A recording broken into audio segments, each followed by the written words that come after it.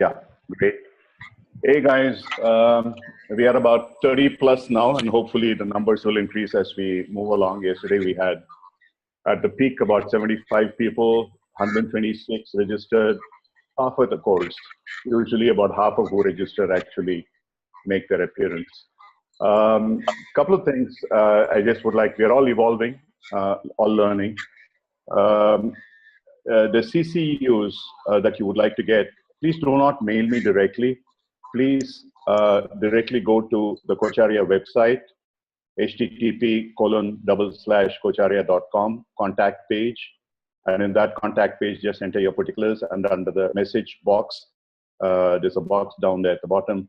Just put the passwords for the day, and whichever you want to do, please send it to me. And if you're planning to attend more programs, I would suggest that you wait. And I mean, there's no desperate hurry.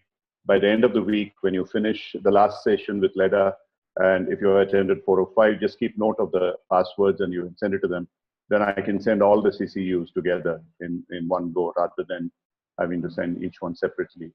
So I'll repeat this again towards the end, because there are likely to be more people joining in, but those who of you who are present there, please. And I think Pankaj did send out a mail today requesting all of you to directly go to the website and do that, because that helps me to collect the data in case tomorrow there is, ICF requires evidence that the people have attended, you produce a passwords, etc. I have that proof readily available from the website rather than my having to collate all emails and so on. So today's password, the first half of the password is ethics, and second password will be at the end of the program. So please note it down for those of you who wish to have your CCUs. The first half of the password is ethics. So now it's my great pleasure to introduce Rajat. As different from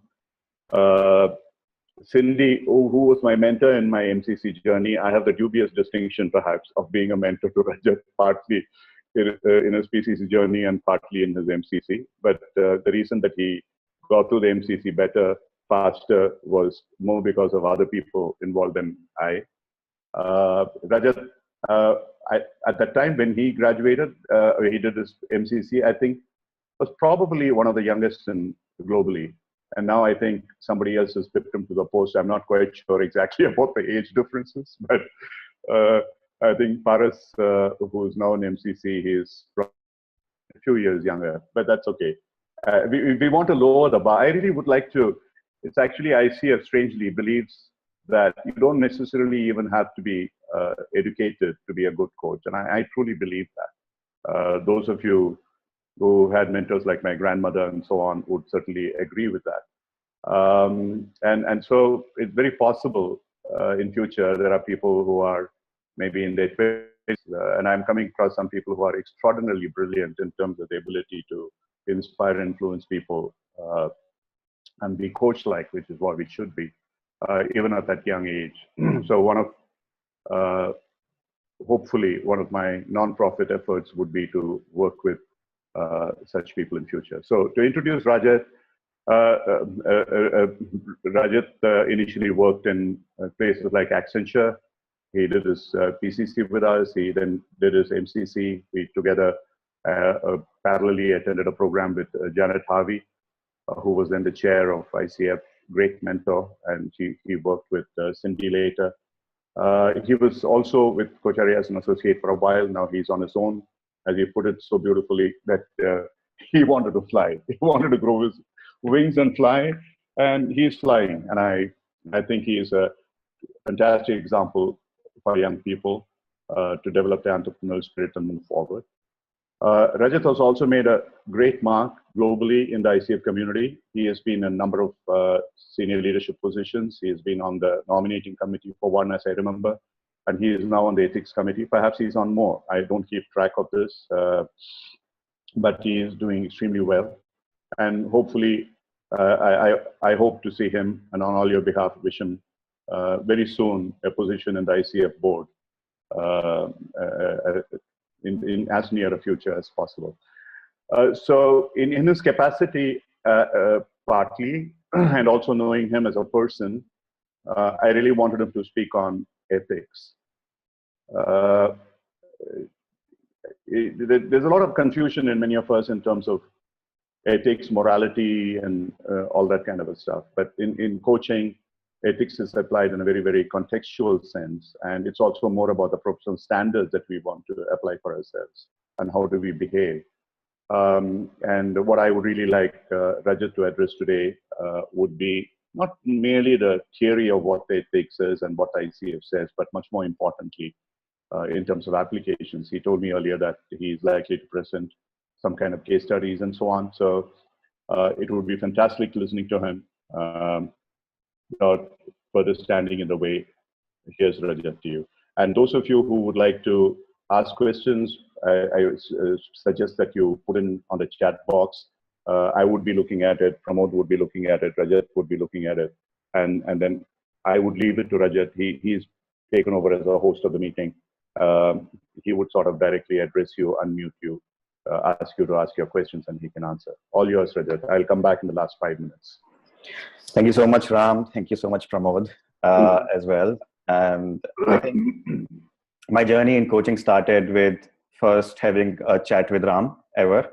And after doing the first module of Ram's, I was so sure. I left my job, a good paying job out there in the industry. And I said, I'm very sure this is what I want to do in life now.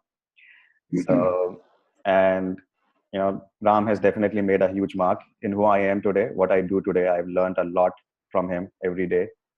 And he helped me grow as a coach as well as a business initially. And we keep on looking at partnering with each other day in, day out.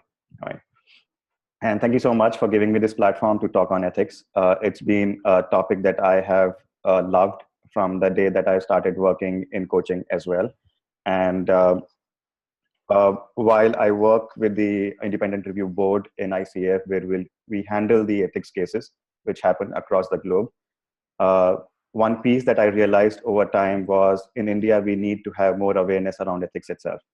We need to start talking ethics first before we can become much more matured in terms of our ethical standards in India itself.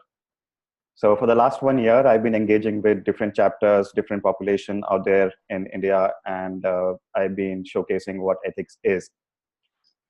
Today, I just wanted to touch something slightly more in terms of how do we talk about ethics. And I have a presentation that I'm going to take you through, but then the way I work is please continue to ask me questions. You know, just budge in, unmute yourself, ask me a question, and I'm happy to respond. You can write it on the chat box. I'm continuously seeing the chat box as well while I'm presenting. So your questions will not go away. I will continue to look at them and answer that as well. Yes, Narayanan. You're on mute, sorry. Thanks, Rajat. I was just a quick question. So this is ethics in specific context of coaching, isn't it? Yes, we are talking purely in coaching. Thank you. Right. So I am assuming that we are ethical in the rest of our lives. So let's talk only coaching as of now. Thank you for asking that question. So let me share my presentation. Yes. Okay. Okay.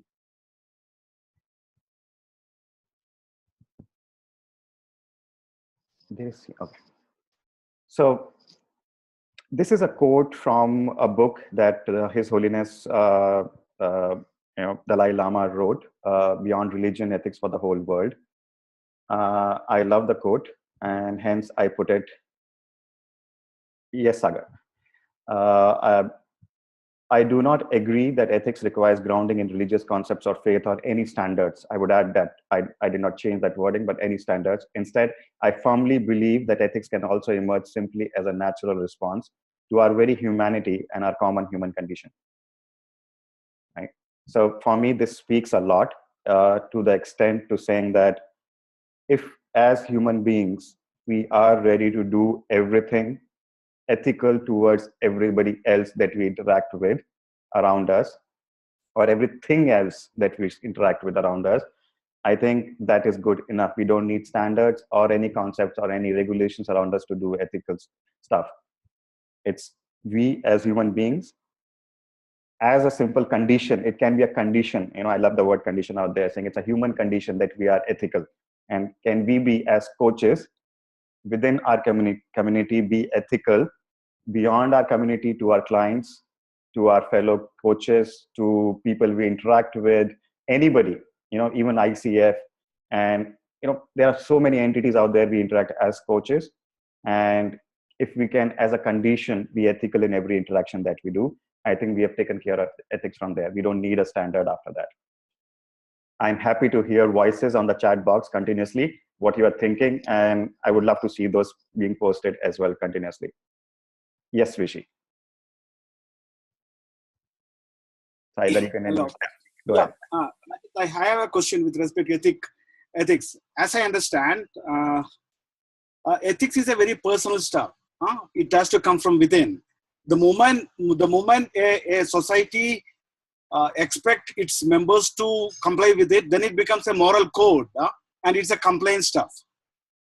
Correct. I completely agree with that, and that's why His Holiness Dalai Lama is talking about it as a human condition itself. It comes from within, as a part of our humanity, that we are ethical, right? So whoever tries to put you in a structure, or whatever tries to put you in a structure, people will find unethical ways of doing stuff around it till the time it comes from within them to be ethical, right? Hence the call of being aware of that this is ethical and this is not in our interaction. And if we are aware, then it's our choice to make, do I want to be unethical now, or do I can be ethical here as well? But then I'm making a conscious choice. So what I'm trying to do currently across the coaching community is saying, this is ethical, right? So that you are aware what is ethical standards as of now out there, and then you have a choice. And you can't claim saying, hey, I didn't know, I'm innocent because I never knew this was unethical out here, right? And it's the same thing that you need to do, even things like you're not supposed to make others aware of about ethical standards in coaching. That's part of your ethics code. How many of us invest time to create awareness around ethics itself, right? So it's like every interaction, when I talk to somebody, I am talking ethically and I'm talking about ethics at the same time. Make sense? Sure, thank you. Sagar, go ahead. And Mohan says, if ethics is a code of conduct, it followed that these formal and informal codes will change across community and context. Just a thought. Yes. Sorry. Somebody wants to talk first. Can I ask? Yeah. Yes, Sagar.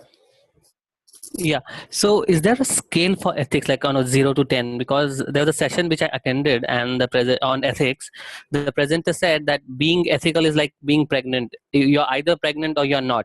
So is it that black and white, or there's a range to being ethical? Very interesting question. Thank you. So I think there is the gray area that we live in always, right? And basically, it's us who decide there is a range to it. For somebody else, it might exist as a 0-1 case, but a lot of us try to have that range available to us to be able to function, right? So for us, it is important to believe there is a range. I don't think there should be a range. Either you are there or you're not there. But to create comfort for ourselves as human beings, I think people, say that there has to be a range to it. At some places I can be ethical, at some point I cannot be, and some places work out there. Yeah. I'm going to come back to Mohan's question, saying, so it's the interpretation that changes, Mohan, of the code of conduct based on the cultural nuances around that place. So ICF is very aware of that as well. And we talk about it saying, how do different cultures interpret the same word itself in the code of conduct? So yes, so the interpretation can be different, and hence the application might be different as well across cultures.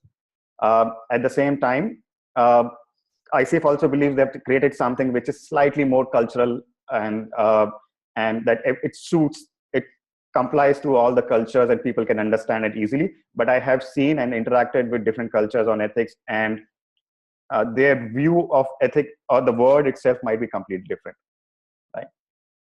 So it's an interpretation word, right? Because it's something, it's like law. We can interpret it. It's like our different kind of, scriptures and everything. We can interpret it the way we want it to be, right? Bakul, you wanted to say something?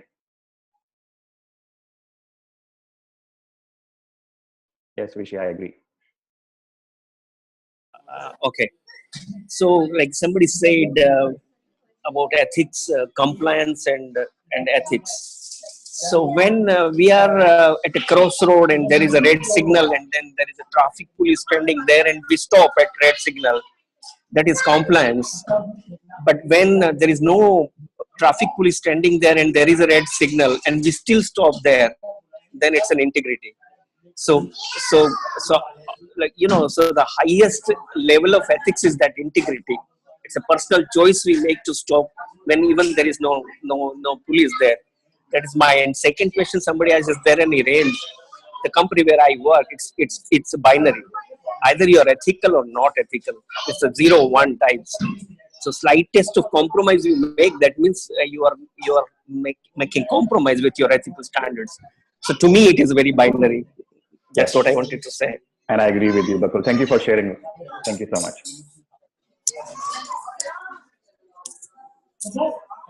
And yeah, thanks. Sure. So I'm going to move forward. Yeah. So I'm sure it's not a clear picture. I understand that, and I'm coming back to the same things that you guys have been talking about, right? So how do you take a ethical decision itself? It is inclusive of your moral awareness. Who are you as a person? The organization that you are part of, and then you take a moral judgment, and then a ethical behavior emerges from there, right? So this is from Trevino and Nelson, 2011, right? So this is something that they create as an ethical decision-making process. I liked it. I thought it's very easy to put it together and saying, how do we take decisions around ethics, right? So there's multiple facets that gets included, including pressures from the organization. So the great question, a very big question out there on what's ethics and what's morality. I understand that. So I'm going to just hold on because it's a large question. Just hold on, right? So ethics is, as everybody's saying, it's like a 0-1 case where morality is, I'm just taking a shot at it, right? It's like what I believe is right as a moral standard or moral, what the society has created as a moral standard out there, right? So it's basically, there's a small difference between the two, and we'll come to a case study later on which might help you understand what's the difference between the two, right? I've tried doing it through a case study rather than trying explaining it, because it can get very convoluted out there if I try to explain the entire piece on ethics versus morality, right? But the ethical is a combination of all these pieces, including your moral awareness itself, right? And so I'm also reading questions parallelly, right? So I'm hearing you saying that as coach, we need to be and have a duty of care to be ethical in our stance and everything. Shanaz, I'm assuming you're saying that we need to be and have a duty of care to be ethical. So I'm assuming that you mean that you have to be ethical in what you do and how you do it as well, and at all points of time, in who you are as a being as well. I agree. So this is pretty much in alignment to what I've been trying to say, right? Thank you, Avinita, for taking up something else there as well. I'm going to move forward. So let's pick up some things that you need to develop your ethical maturity itself, right?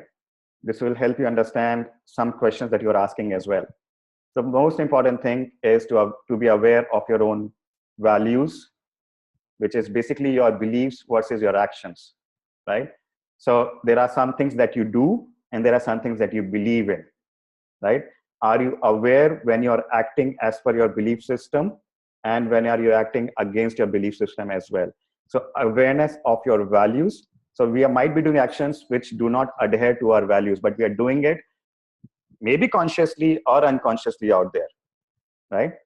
But then can we be aware of all time, this is our value, I am currently going against my value and doing this action.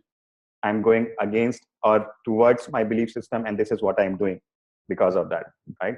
So your awareness of your own values is the first step in developing your ethical maturity, in taking your decisions around ethical stuff. Next is awareness of why we do and what we do itself. So when we talk, so these are about your motivations, your hidden agendas, anything that is running behind the scenes, which you typically are not conscious of, right? Everything we do, there is a reason to it, right?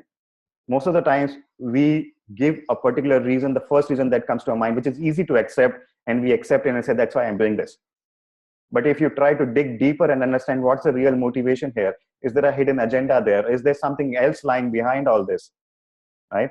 It will help you realize what you're doing now is being too ethical or not ethical as well. So it will help you decipher what you are doing next. What way are you differentiating between values and belief system? Others are values are result of belief. So aren't you already differentiating? When you're saying something is a result of something, values are a result of belief. So what's the difference in your mind when you say they're a result of belief?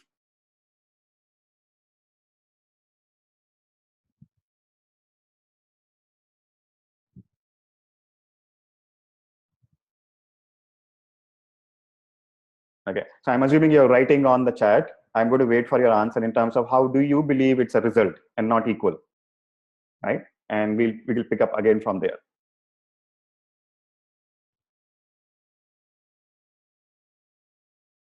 Next is awareness of how we tend to use power, right? Power over or power with, right? So we have certain powers that we own in our personal life, in our professional life, the lives that we live. We have certain powers that we have. How do we tend to use those powers? Just be aware of that fact, that this is how I implement my power and what I do with it after that. It's again about awareness. Should not be an unconscious behavior that I continue to say, hey, get me a cup of coffee. That you utilizing your power without realizing you're utilizing the power. It's like they owe me towards that, they should bring it, right? So awareness of how do we tend to use our power itself when we have power. It can be a very small power, right? It can be about you being a parent, right? You have power as a parent. How do you utilize that power in your day-to-day life, right? Are you being ethical in those interactions as well? Okay, so Veda says values are important. Amount of importance we give to a belief, we give more importance to certain beliefs than others. Okay. Okay, fair enough. So my belief system is that this is my belief system, okay? That we have certain values that we have at the base, right? Like fairness, like justice, like all those kind of stuff, which help us create belief systems when we are experiencing life. So we create belief systems over time, and we live by those beliefs, saying this is how I live. But there is a certain set of values that we are always adhering to beyond those belief systems as well, right? So for me, the value systems stand at the bottom. Then above them, so beliefs for me are the result of the values that we have and the interaction that I have or experiences that I have in this world, right? And based on those experiences, I create my own belief systems over time. But my value systems don't change. My sense of fairness, my sense of justice will not change. They're not based on experience, they're based on who I am, right?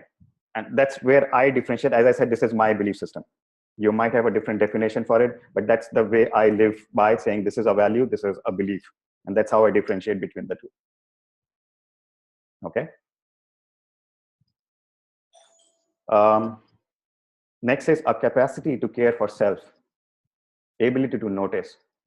I believe this is one of the most important aspects of being ethical. How do you take care of yourself?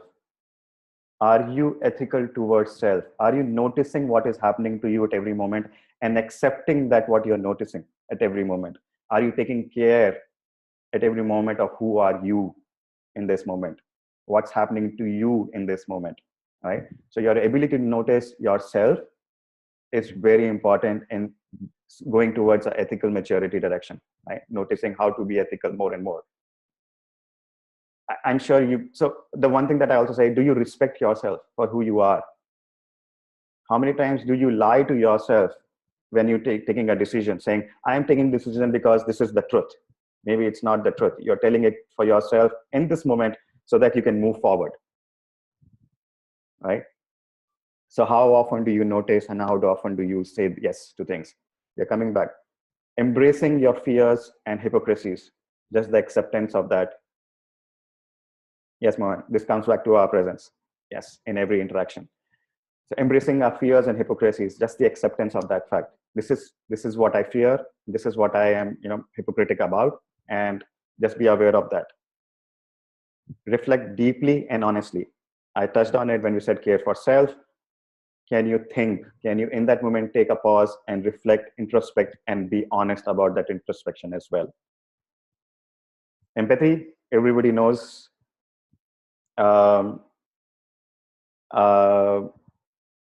Empathy is important, right? So everybody knows what empathy is. As a coach, I don't think I need to go into details of empathy. So empathy is an important piece to you taking an ethical decision outside, right? Because when you're being empathetic, you're taking the other person into consideration as well as yourself into consideration in that moment. And you're taking a decision based on that. And lastly, you should be working with relate with rather than relate to. The concept of individuals versus objects. So you relate to objects, but here we are relating with people, right? If you can live in that world saying, I relate with you, I think a lot of your discussions will change. A lot of your language will change when you start talking, saying, this is how I relate with you. Okay, so I'll come back to Sagar. I realize to you, Sagar. So let somebody else answer. If somebody else can answer him, I'm perfectly happy with that as well. Because I'm going to take up as the next step a case study and letting you guys go through it and see what happens for you in that moment, right?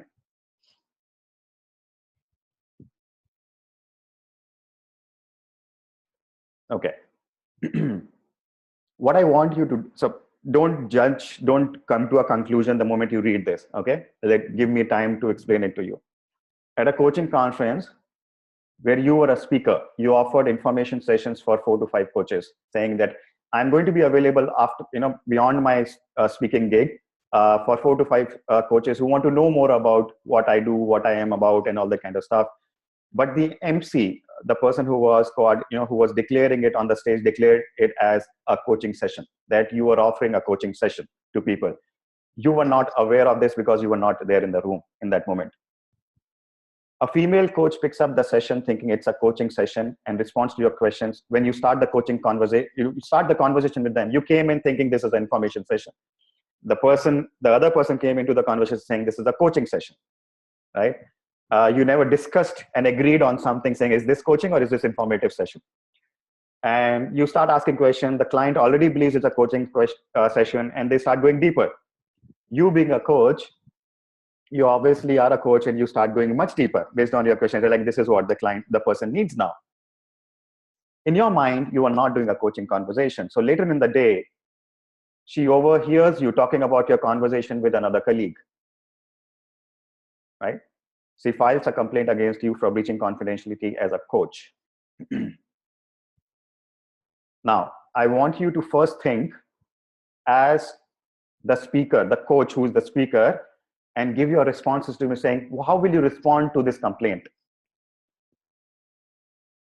You are the person who's being a complaint against. You are the coach. So what will be your thought process at this moment saying, hey, somebody complained against me about this. What will be your initial reactions and how will you say things in that moment? Happy to hear your voices, happy to read on the chat as well.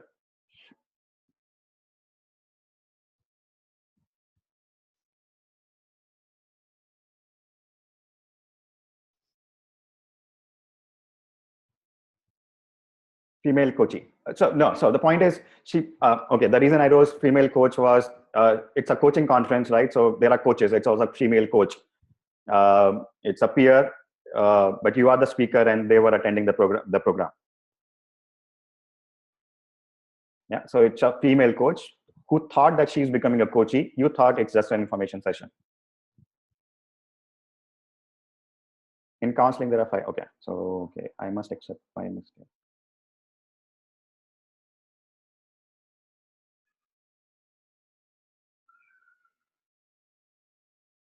Rajat. I must accept my mistake. Okay. Yes, Krishna. Rajat, this is Krishna Setlu from Bangalore. Hey, Krishna. Hey, hi. Rajat, so I'm not too sure I understand this question. See, you're saying that the speaker, and you offered information sessions for 4 to 5 coaches. Can you just decode that for me, please? So this person, the speaker, wanted to share what they want to do. They do. What is their, what is that they are good at, etc., etc. So they offered it as an saying, I can, talk to 4 or 5 of you after the speaking thing offline. Whoever is interested, please let the MC know to talk to me about these kind of things that I'm talking about more.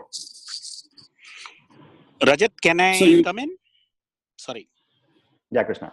No, I'm just kind of, can I complete if you don't mind? Thank you for understanding, but can I just complete this, please? Go ahead, Krishna. Yeah. The MC declared without your knowledge that these coaching sessions, that means something happened. See, I offered 4 to 5, I offered information sessions for 4 to 5 coaches. I said, I'll sit with you one-to-one after the conference as a breakout session or after the conference. And I'll offer you information sessions about coaching, right? Yes. And I declared without knowledge that these are coaching sessions. Correct. That they are to be coaching sessions or they were. So as per me, when I said and I offered it, I thought I was going to offer information sessions. But when the person on the stage declared it, they were declared it as coaching sessions. And I wasn't there to hear that. Okay. So there's a communication gap in what I offered and what the MC declared. Okay. So you just offered an information session, whereas the MC thought it's declared it as a coaching session per se. Okay. Correct. And when both of you got together, one person was thinking something, the other person was thinking something else.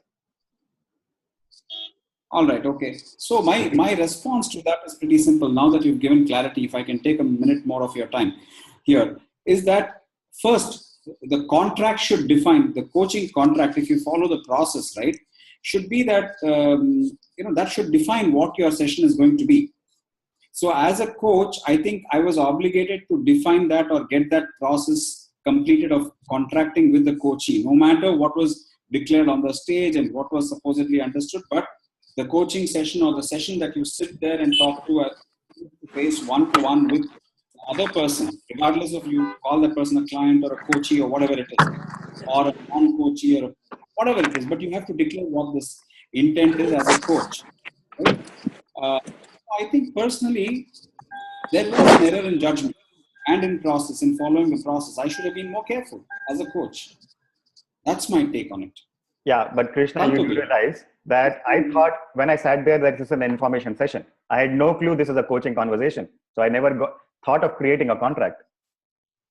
Very true. But then I'm saying that even if you did not want to create a contract, because you're in a coaching conference and because there's another person sitting with you, it just makes for a lot of sense for you to say, though you may not be obligated to say that as per law, blah, blah, because there's no law that regulates, for that matter, if you fly down to Singapore and do this or somewhere else. There's nothing that defines, or I don't think there's any place in the world where you have a strict law about how coaching should happen.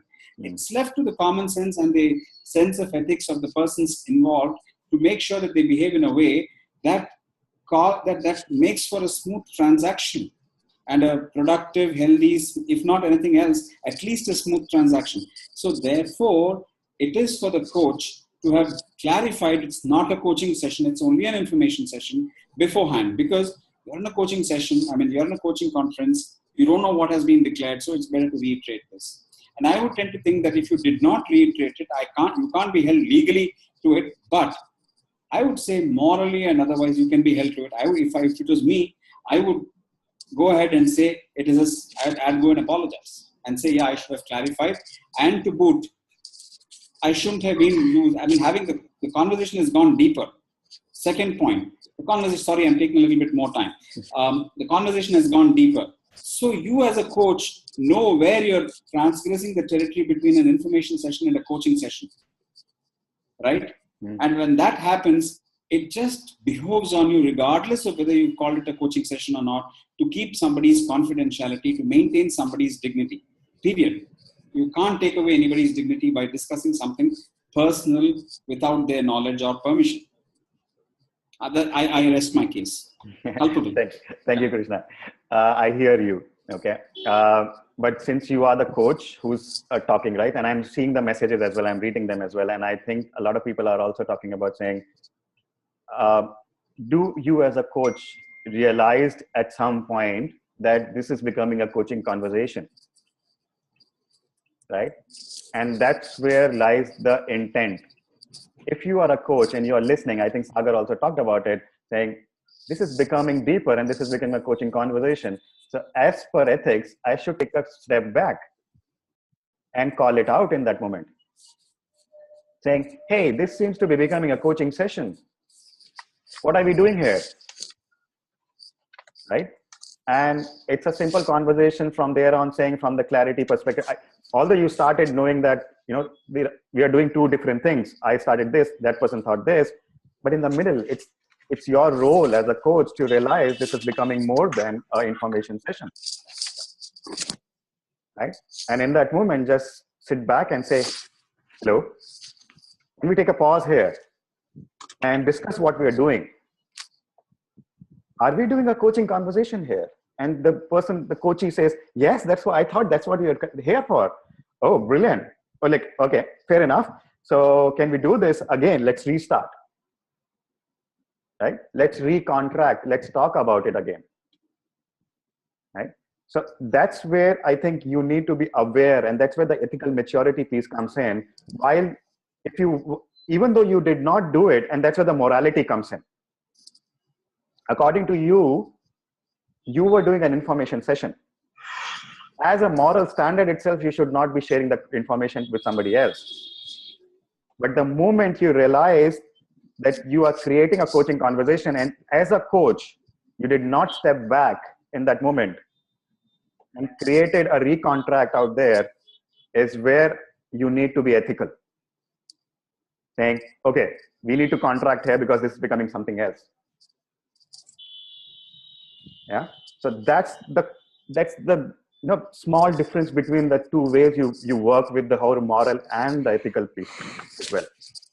And Ravi, yes, see, empathy is important, right? It's how you understand the other person. But here I wanted you to think from the coach's perspective. It's so easy for us to think from the coachee perspective.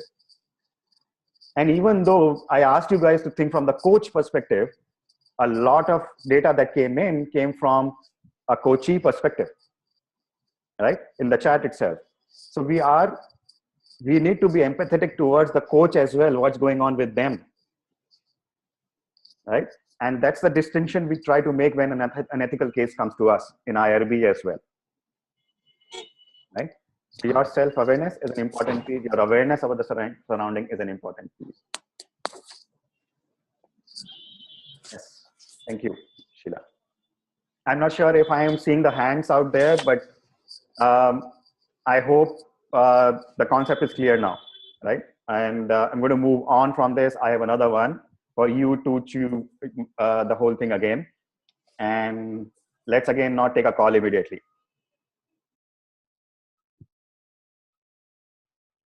Okay. So you are part of a coach certification program, and as part of the requirements, we all know that we need to complete 3 hours of one-to-one mentor coaching sessions. Your mentor coach tells you that it is okay if all 3 sessions does not happen, and they will still give you the completion certificate. You are running a very busy life, and another hour saved for you is very, very important. You take the certificate and get your credential. Later, maybe around 2 months later, some other trainee files a complaint against the training organization, and your name has come up as a potential trainee who might have gotten the credential without actually completing their requirements. ICF has scheduled a conversation with you to understand it better. What will you tell ICF?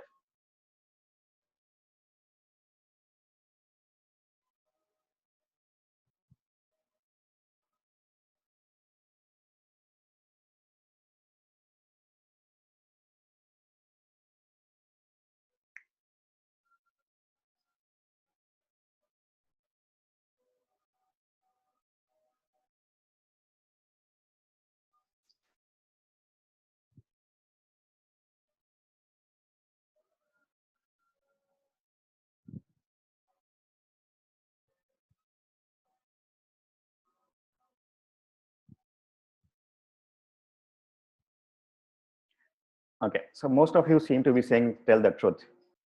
Okay. Yes, Rishi, go ahead. I think I will own up my action. Responsibility, taking responsibility for my action is also part of very much ethical code. Huh? Sure. Okay. Krishna?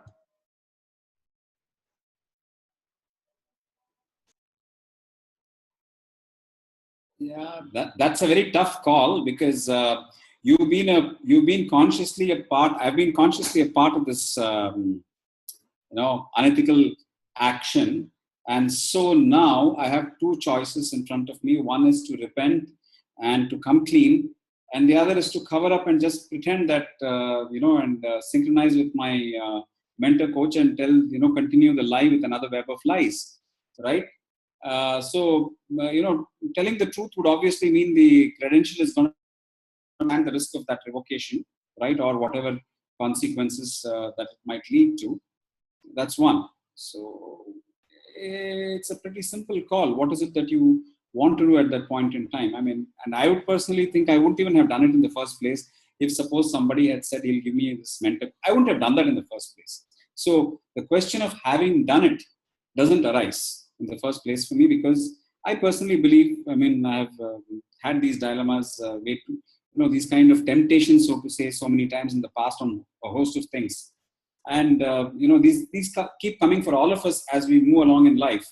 And I have consciously chosen the path I have chosen, and I have a clear conscience for it. Fair enough, Krishna. So my question to you guys is, what ethical standard did you guys actually breach if you had taken that credential?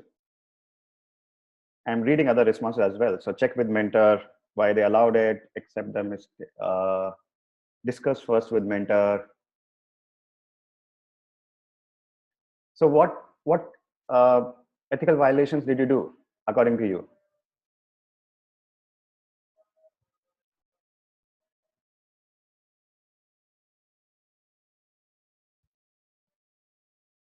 Lack of integrity.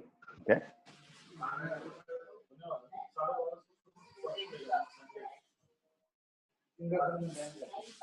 And did not do the whole of them. I did not complete my requirements. The person knowingly took a false declaration, keeping quiet when I should have raised that this session was not complete. Not adhere to the certification guidelines, misrepresentation, guilty of ignorance. Mohan, that's where I come in. I don't want you to be ignorant. I want you to be knowing, saying this is what the requirements are, not communicating responsible information. My ethical obligation to ICF itself. Thank you. Did not complete the course, breach of code of ethics. Yes. So Kanan, thank you for putting it out there. Keeping quiet when I should have raised that this session was not complete. Sorry, somebody wanted to say something. Sorry. Yeah, this is Bakul. Can I say a small thing? Please, Bakul, go ahead. Yeah, so I learned from one of the ethics session I participated. When an ethics violation happens, there are three things together in ethics violation. One, there is an opportunity to do ethics violation. Second, person is under pressure. And third, he starts giving justification. All the three put together, an ethics violation happens. If at all I look at this case, all the three things are there. He is under time pressure. He has got an opportunity to reduce one session. And then he gives justifications. Oh, 3 sessions are not needed. So ultimately, all three put together leads to an ethics violation. But ultimately, what has happened over here is he breached the integrity and breached the contract of the coaching federation, possibly. So he has to tell the truth. He has to be true to himself and to the organization. That's what I feel. Sure. Thank you, Bakul. Thank you for sharing that. And I completely agree with that, please. See, there's another, so while you guys all understand that you cheated or you did something wrong from a perspective of you provided wrong information. You also broke another ethical concept. You did not file a complaint against the trainer. None of you is saying that I should have filed a complaint against the trainer, because as Bakul says, you have to be true to the organization, which is called ICF. And if there is a trainer existing out there which is doing wrong stuff or unethical stuff, it's your duty to immediately complain to ICF about it, right? And that is the nuance that we often miss. What is, I understand that I might have done something wrong of providing wrong information, whatever, but I don't look at where else am I breaking the ethical code. The other trainee which actually complained is the guy who's being completely ethical in this moment. And that is where we talk about creating awareness around ethics, saying, if you see something happening wrong, you have to raise it to ICF or the bodies that these people are associated with in that moment. That's as much your ethical duty out there. Yes, Ravi, similar analogy to corruption. The person taking in person offering bribe are equally unethical if they're not raising the voice in that moment. And that's the point I was trying to make from this study, saying, all of you, I knew all of you will get it in the one go, saying, I did something wrong, I'll say the truth about it after that, right? Saying, I did wrong, sorry, please help me, I'm ready to do come clean and being ethical again, right? But you violated another code out there. So yes, Yatin, I understand, right? Because we should not have done it, but people still do it out there. Not you, but somebody else does it out there, right? People are okay with Rajat, that. if I can. Yes, Krishna. Rajat, see, if you have connived with this training institute time, then the question of complaining does not arise in the first place. It's not conniving, Krishna. You're not conniving. It's just that you took a call in that moment. You take the certificate and get your credential. That's what the case study is. So Correct. That means you have already connived. No. So it was not done as the institute to bypass this thing about mentor coaching. You've not. I lost you, Krishna.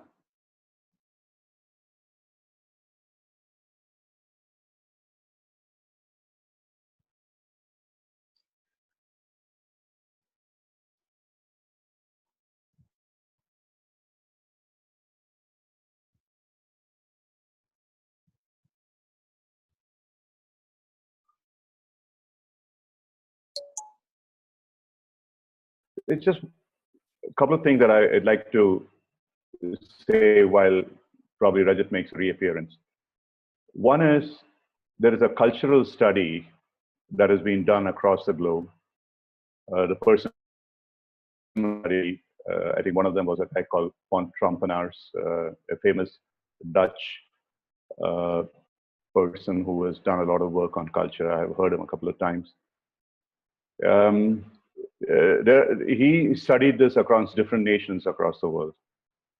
And he found that cultural values very often determine what we see as ethical or unethical. And he used a case, something similar to what Rajat has used here. It may not have come under ICF or whatever, but it doesn't make a difference because people would tend to interpret this exactly the same way. Say, for example, there's a person with whom you are traveling and who's driving the car. The person is under the influence, and there is an accident. And what would you say if they do not have? Rajat, have you come back? Yes, I am here. Okay, I'll just make this quick. I thought we lost you. Yeah. So one of the things strangely found, and you can look up this Trampona's study on cultures, is that he found surprisingly in Central European countries, Germanic countries, they were very, very clear as to what they should do and took very, very strict evaluative standards. And in many Asian countries, Korea came up as one of the highest. India, not so much. It was very divided. People said harmony is more important. Loyalty is more important. That for me is a far more important ethical value than what you might consider as truth. Now, I'm not saying this is right or wrong. So in many cultures, we interpret ethics and morals, and I found it very interesting. Some people were asking what is ethics and what is morals. And if you go to the dictionary, ethics basically is defined as morals, whether you like it or not. That is how the English language defines it. And both of them arise for certain cultural values and systems. We can keep arguing about it. The other I just want to say is that if you look at our own background, Hindu system, and if you take, let's say, an itihasa like Mahabharata, and if you take even a godlike figure, an avatar like Krishna, there are many things that he did, if you were to really put it on the crucible of something like the ICF Code of Ethics, were completely unethical. The simple thing like allowing Karna to be killed and so on and so forth. But the system accepted it because of whatever, something being a larger imperative and so on. So I don't think it's going to be a very easy question for any of us to answer. But yes, ICF has a code of ethics.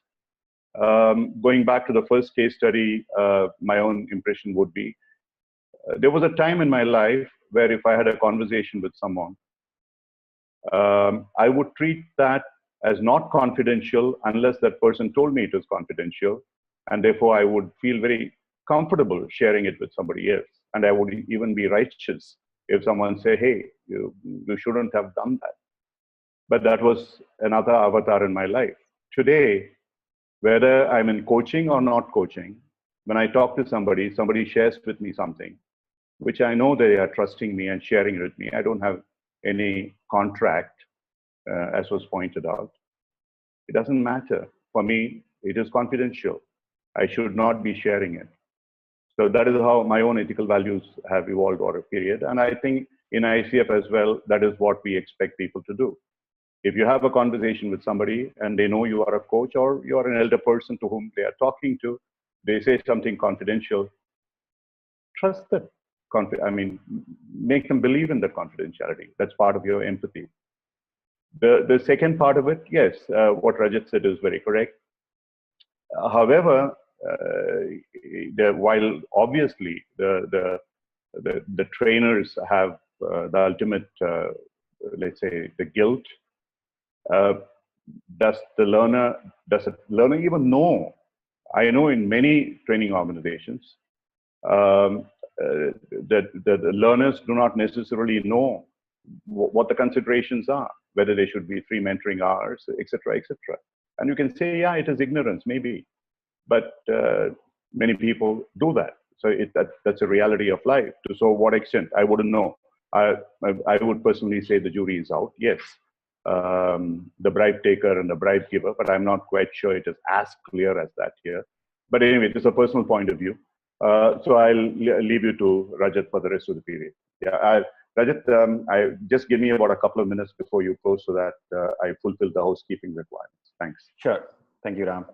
And I think we, even in ICF, we speak about all this stuff, saying how much is the gray area and where lines are, right? So, and when we look at ethical cases or unethical cases, to put it, we try to be highly empathetic towards both sides, and we look at both sides at all times, saying what is this person thinking and what this person is thinking at the same time, right? So it's important to be empathetic before you taking a decision saying this person is wrong, right? So it's important that you realize that and you keep it alive in you, saying, and I like the fact that some of you said that we will go back to our mentor and talk to them first, right? So just doing that itself is the first step towards you being ethical, saying, hey, why are you saying this? Or why is that available? Even available as a concept to you, right? And I heard, what Krishna was saying, while you're using the word conniving, and that's where I'm saying, be empathetic, saying, you did something, right? Are you realizing where all did you go wrong? Not just the fact that you provided wrong data, but fact also that you, as you say, helped them propagate that concept that it's okay to get your credential, right? So first step being, go back, talk to them saying, why is this available? It shouldn't be available at all. And if they continue to do it, then you have a duty to raise ethical complaint against the organization, right? So that's the first step itself before you even go for your credential, right? So I'm aware of the time, so I'm going to move forward. But thank you so much for all those brilliant thoughts and process that is going on. This is what I want. Just that your mind starts working towards this whole ethical concept, right? Saying, what is this all about? What is this all about? Rajat, I have a question. Is it the right time to ask? Yes, Jaya. Yes, Jaya. So I'm getting curious about when we teach the coaching skills to people, to the new coaches, and we discuss some of the real-time scenarios, right? As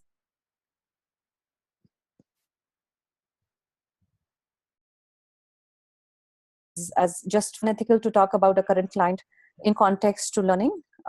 What should we do? I mean, I'm just a bit curious there. So I think one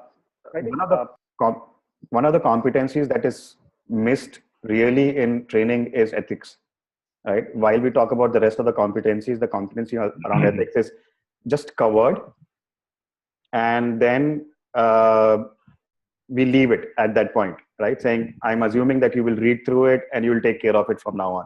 But I will focus on the rest of the competencies because it helps you become a coach.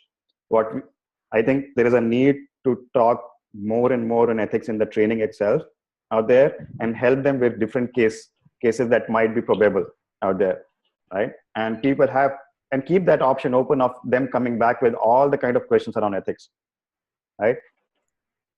I think my question was slightly different. Right. My question was that when you are teaching coaching to new coaches, in terms of explaining some of the concepts, let's say if I'm explaining challenge in the conversation and I'm picking a real-time client scenario, I'm somewhere breaching confidentiality, right? Without taking the name. Okay. So is that ethical, non-ethical? How does ICF see that? So that if you are taking names, if you are giving all the information and you have not taken the permission from the client that I can use you as a case study, then you are being unethical in that moment. So we don't take the name, right? We're just sharing the case that, okay, for example, this is the client, this happened, and these are the questions I asked to challenge the client. Now, but you need to take permission from the client. You need to take permission from the client that you say you're giving away them. So even if it's not you're not telling their names, if you're not identifying them in that moment, but you are still giving away data of their lives, right? And it will be a good exercise. It will be more ethical, saying, please take permission, saying, hey, is it okay if I share? I will. Aram, can you be on mute? You're not unmute. Sorry. Yeah, I think Rajat, we need to close because there are people signing off. Right? Yeah. Yeah, this is the final quote. So from the deck itself, just keep it alive with you. I think it says it's for itself. For when our motivation is pure, genuinely directed towards the benefit of others, our actions will naturally tend to be ethically sound. Again, from the book, from His Holiness Dalai Lama. Thank you so much. Ram, all yours. Yeah. If you could just stop sharing the screen, please, for a second. Yeah, thanks a lot. Yeah, guys, thank you for all of you staying on. And Rajat, thanks tremendously for making this conversation on something as dry as ethics to be so very informative and so interactive. Thank you very much. So let me close with the passwords. The first part, as I said, is ethics. The second is GARG, G-A-R-G, Rajat's surname. Ethics GARG is the total password. Please, once again, somebody asked me, how do I enter it in the contact page? In the contact page, your details, and there is a message box. In that message box, please enter the password. I would certainly send it. But if you're attending remaining sessions in the next few days, you might as well wait for that. We can put all that together. Just hold on. Okay. So tomorrow we have a session with Prasad Deshpande about his MCC journey. For many of you who might be looking at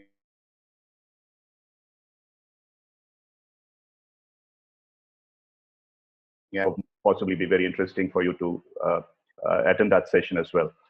So 6:30 is tomorrow. So thanks once again. Bye. Take care. Rajat, if you could just share, in case I'm not able to record it, I'm not able to access the recording, if you could just share the recording links. Sure, Ram. Bye-bye. Bye, guys. Thank you so much.